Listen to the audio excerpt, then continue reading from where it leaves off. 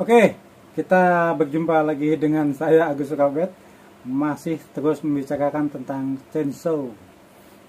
Oke, kali ini saya akan membahas lagi tentang karburator. Tapi ini adalah yang hubungannya mesinnya selalu kebanjiran. Ya. Jadi ada banyak pertanyaan-pertanyaan yang saya tampung. Bang, bagaimana caranya mengatasi sensor saya ini selalu banjir? Jadi susah nyala. Kalau udah nyala mati, dinyalain lagi susah sekali. Padahal mesin nggak panas, kan gitu. Artinya selalu banjir. Kadang dicuk juga nggak mau nyala. Kadang udah pakai cara abang tuh sambil digas, wah sampai capek baru bisa nyala. Sudah pokoknya macam-macam lah. Intinya ini adalah sensor yang selalu banjir ya. Oke, sekarang kita sebelum membahas apa solusinya, kita urut penyebabnya. Ketika Anda punya sensor baru, lalu semakin lama kok semakin susah dinyalakan, bahkan sudah dicuk, sudah makin susah, lalu tiba-tiba bau bensin. Nah, ini mungkin kebanjiran. Nah, gitu kan.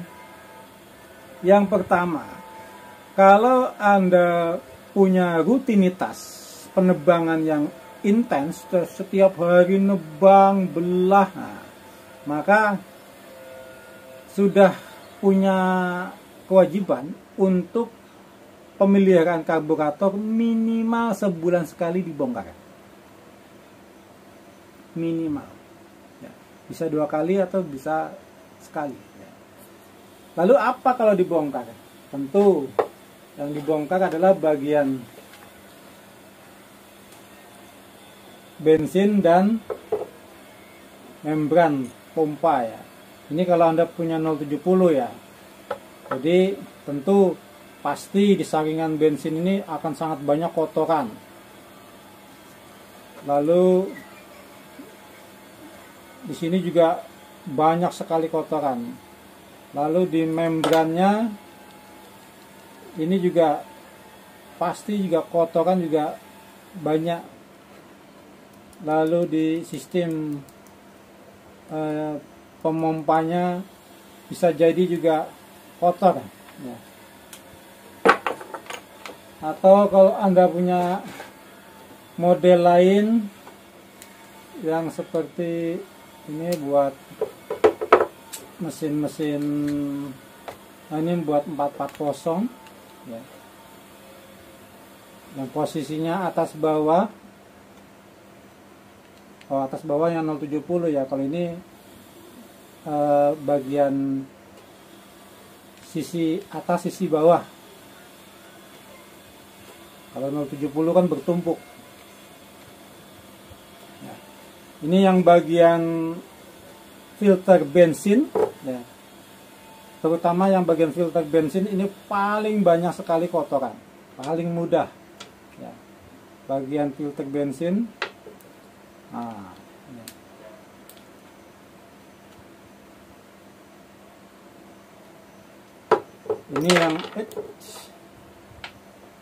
Ini yang biasanya paling banyak kotorannya. Ya. Bagian-bagian sini. Cek kotorannya. Lalu bagian membrannya juga Anda harus cek juga. Nah, untuk perawatan karburator Anda harus memiliki ini, carb cleaner ya. Jadi kalau mau membersihkan saringan bensin, mulai dari sini disemprot lalu bersihkan. Ingat, ini terkadang Anda nyemprot ke sini balik ke muka. Jadi jangan sampai Anda dekat-dekat Anda semprot lalu cut, wah ke mukamu nanti. Hati-hati ya. Kalau kayak gini misalnya Anda semprot ini, wah ini balik ke saya ini. Jadi cukup agak jauh-jauh kalau memang Anda belum pernah, atau minimal gunakan kacamata dan masker karena semprotannya sangat kuat. Nah, jadi harus, kalau bisa jangan sejajar ya, harus di bawah, termasuk Anda juga mencopot bagian jungkitnya ya, seperti ini ya. Ini adalah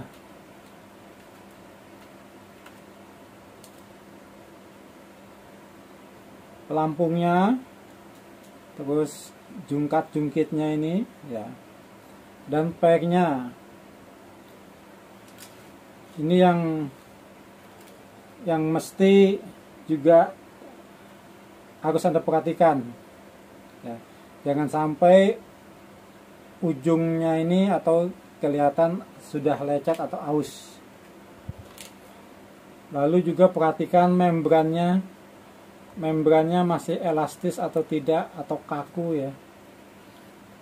Lalu saringan bensinnya masih rapet atau sudah, bukan saringan ini ya, ini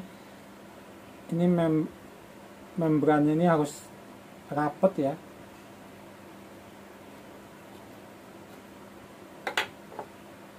Lalu setelah Anda sudah membersihkan semua terlihat bersih, Anda bisa mencopot bagian ini, apa namanya, jarum ya, jarum LH-nya. Kalau untuk LA nggak perlu ya, karena yang terpenting itu LH ya. Ya. Nah,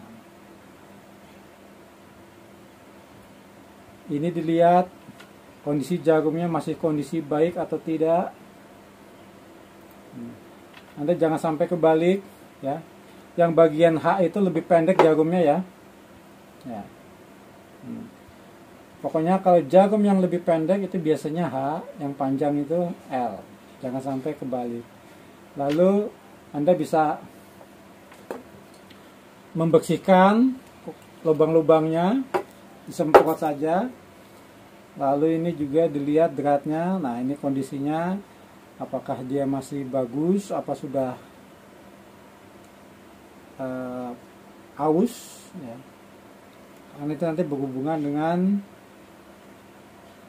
keluar masuknya pengaturan bensin ya.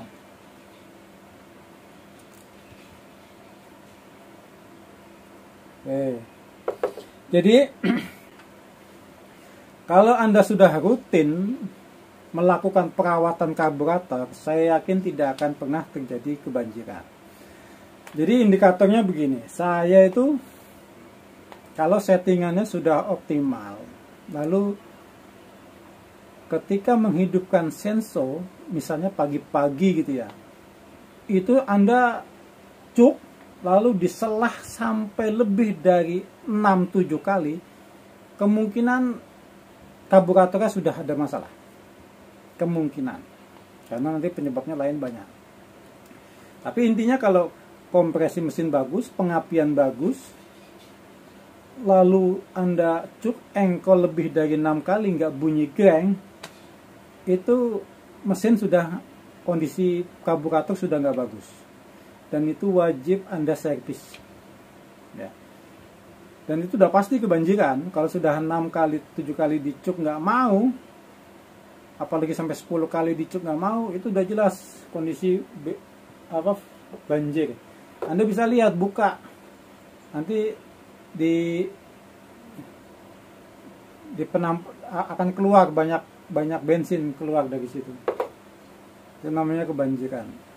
Kenapa bisa banjir? Karena lubang tadi, membran atau pompa atau lubang-lubang di dalam karburator itu sudah ada kotoran, sehingga dia menghambat jalan masuknya bensin yang tidak sesuai kapasitas, akhirnya numpuk di karburator, akhirnya masuk kebanyakan ke ruang bakar, dia tidak akan menyala.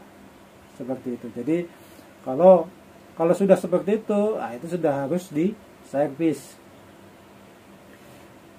Lalu yang diservis apa? Ya karburator. Kalau Anda baru pertama kali mempunyai sensor atau sudah punya sensor tapi belum pernah membuka karburator, ya harus diperhatikan ini. Tadi yang pertama, pasang kembalinya harus sesuai. Pasang kembalinya harus sesuai. Karena apa? Kalau posisi membran dan sealnya, packingnya terbalik, hasilnya akan berbeda. Mesin itu pasti kalau sealnya kebalik, biasanya membrannya itu mesin kebanjiran, itu pasti. Lalu ya sama aja ya, tapi umumnya kalau kebalik pasti mesin kebanjiran. Kalau itu sudah, maka tadi gunakan carb cleaner, bersihkan semua bagian, ya copot bagian pengungkitnya ini, dicopot, lalu bersihkan, termasuk saringan kecil di dalam ini, bersihkan. Kalau sudah bersih, pasang kembali. Kalau Anda baru pertama kali takut salah pasang, gunakan video. Nah, Anda video tuh Anda bongkar. Ini.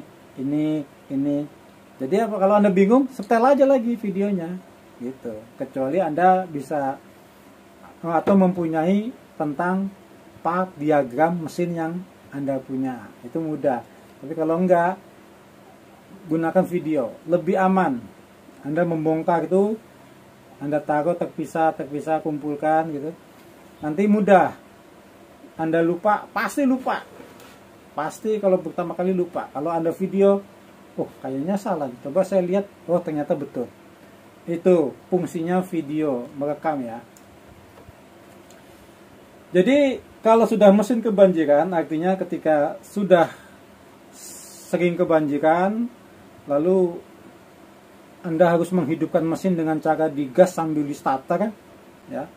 Dan itu selalu begitu, maka sudah waktunya Anda mengganti komponen dalam karburator. Ya. Artinya apa yang diganti? Ya ini satu set karburator ini. Nah, ini minimal ini nih. 4 piece ini biasanya membran kit. Anda akan dikasih ini membran kit kalau Anda beli dengan istilahnya membran kit. Dan belum termasuk ini biasanya. Tapi terkadang ada yang termasuk. Jadi Anda harus tanyakan kepada seller apakah termasuk jarum pelampung dan pengungkit gitu kan. Nah, itu Anda tanyakan saja. Tapi umumnya membran kit ini ya. Jadi ada 4 lembar ini, lalu ada pengungkit, ada per, ada pelampungnya. Ya. Kalau baut biasanya ya pasang lagi sama pennya itu biasanya ya otomatis pakai yang lama aja, nggak apa-apa. Nah, ganti sesuai yang Anda pakai. Terutama di pernya ya, biasanya kalau pernya ini sudah lemah, dia akan turun. Karena apa? Kalau kadang ada yang mensiasati ya, kalau sebelum diganti karena sering kebanjiran, nah ini mungkin bisa kelihatan aja. Nah, karena sering kebanjiran, maka ini yang bagian pengungkitnya ini dinaikkan lagi, dinaikkan lebih tinggi.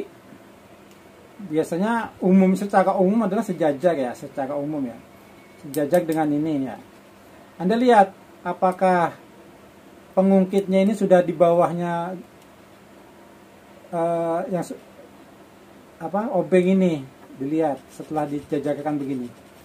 Nggak semua mesin ya, tapi secara umum karburator begitu. Kalau ini sudah posisinya di bawah ini, nah, Anda bisa tahan sini, Anda naikkan, Anda cungkit dikit aja, nah sehingga dia pas dengan ini. Itu kalau mesinnya kebanjiran ya. Solusinya itu, sebelum mungkin Anda pengen ngakalin sebelum harus ganti membran kit. Tapi kalau memang Anda sudah melihat secara fisik, wah membran kitnya bocor, bolong, atau sudah kaku, itu udah wajib gantilah. Tapi minimal itu, kalau memang terlihat masih bagus, coba ininya dinaikkan sedikit untuk mengurangi kebanjiran. Itu tips pertama ya. Nggak tahu tips buka apa tadi. Jadi karena ininya terlalu rendah, maka cungkit naikin ke atas. Karena kalau terlalu rendah pasti dia momponya banyak. Oke, itu. Jadi sebetulnya itu aja sih solusi mengatasi karbu atau mesin yang kebanjiran terus. Penyebabnya itu. Kalau sudah disetting nih, Bang, udah disetting sesuai, saya tinggiin, tapi masih nggak bagus, ya udah ganti aja pernya. Anda beli. Dan perhatikan, ini ada lecet kan, biasanya ujung pelampungnya ini ada warnanya. Ya, Anda lihat warnanya masih rata, sudah ada gesekan, gitu kan? Pinggirannya tuh lihat, ada gesekan nggak? Nah, kalau sudah ada gesekan, ganti aja. Itu harus diganti. Lalu yang tadi jarum-jarum ini copot aja. Kalau memang kondisinya masih terlihat normal, nggak usah diganti. Tapi ini jarang lah, artinya jarang. Kebanyakan ya kalau masalah kebanjiran tuh masalah pengungkitnya aja. Atau ininya yang biasanya sih kalau ini kaku dia malah tekor biasanya. Kalau kebanjiran masalah pengungkitnya terlalu rendah. Karena membrannya biasanya mendongnya bagus. Nah gitu. Jadi itu sama aja, Anda pakai 070 juga sama ya. Jadi pengungkitnya ini kalau terlihat terlalu rendah, ya pokoknya kalau udah kebanjiran angkat dikit aja ya, 0,01 atau 0,02 gitu. Jangan tinggi-tinggi. Kalau tinggi-tinggi nanti malah tekor, malah kurang ya. Jadi itu.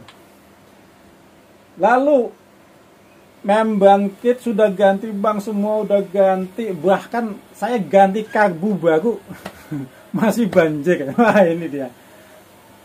Sudah ganti karbu baru masih banjir ya. Ini suatu hal yang sangat luar biasa. Biasanya, saya juga ada pengalamannya, tenang aja. Kalau karbunya sudah baru, tapi kok masih banjir, susah nyala, pokoknya pasti susah nyala. Maka problemnya itu biasanya di tank fan. Aduh, tank fan apa ya? Ya? Ya kalau ini mesin di sini biasanya tank fan itu biasanya deket tangki ya, tank fan tuh. Kayak ini nih tank fan-nya di sini. Biasanya kalau tank fan-nya bolong ataupun rapat, nah itu jadi ada dua hal ya. Kalau terlalu rapat nggak bagus, kalau terlalu bolong atau kalau dimiringkan tuh ngocor bensinnya juga nggak bagus. Artinya apa? Jadi dia hanya butuh bocor, tapi bocor udara supaya udara itu ada perputaran. Karena apa? Kalau terlalu rapat, tutup bensinnya sudah rapat, tank fan-nya rapat, maka bensin itu naik ke karbu, naik sendiri dia, ngocor sendiri. Itu biasanya sifat ya. Artinya dengan tekanan tangki bensin otomatis dia naik sendiri. Nah itu yang membuat banjir. Kalau terlalu terbuka, artinya sampai di balik sensornya netes, itu juga nggak bagus. Itu setiap mau menghidupkan pasti harus ngecuk terus itu. Karena apa? bensinnya nggak mau naik sendiri gitu. Tapi kalau seimbang bocor itu bensin itu naik, dicup naik cepat sekali naik, tapi turunnya lama karena dia masih tertahan di selang. Jadi kalau masih dalam kurun waktu 1 jam, kadang tanpa dicup masih bisa nyala seperti itu yang bagus. Tapi kalau udah lebih dari itu dia sudah turun lagi, dicup kembali. Jadi itu yang masalah kedua ya, jangan-jangan tank fan-nya mampet total sehingga bensinnya naik sendiri. Nah itu. Lalu apa ya? Ya tentunya yang selanjutnya adalah setting LH-nya ya. Setting LH-nya sesuaikan dengan aturan di mesin ya. Anda bisa lihat video-video saya sebelumnya bagaimana cara menyeting LH pada karburator sensor. Lalu yang juga nggak kalah penting adalah campuran ya. Campuran BBM. Campuran BBM gunakan takaran yang pas ya, gunakan takaran yang pas. Artinya apa? Anda gunakan oli-oli 2 tak. Kalau oli-oli Anda yang kelasnya 50.000 ke bawah ya gunakan aja 1:20 sampai 1:25. Kalau oli-oli Anda kelas Jaso FD atau oli yang biasanya 100.000 ke atas per liter, itu biasanya 1:40 sampai 1:50. Udah kayak gitu udah pasti benar. Karena apa? Kurang oli mesin rusak, kebanyakan oli mesin rusak. Oke, itu aja tips saya mengatasi mesin kebanjiran. Semoga Anda paham, mengerti. Tidak paham juga silakan bertanya. Oke, sampai jumpa kembali di video Agus Robert berikutnya.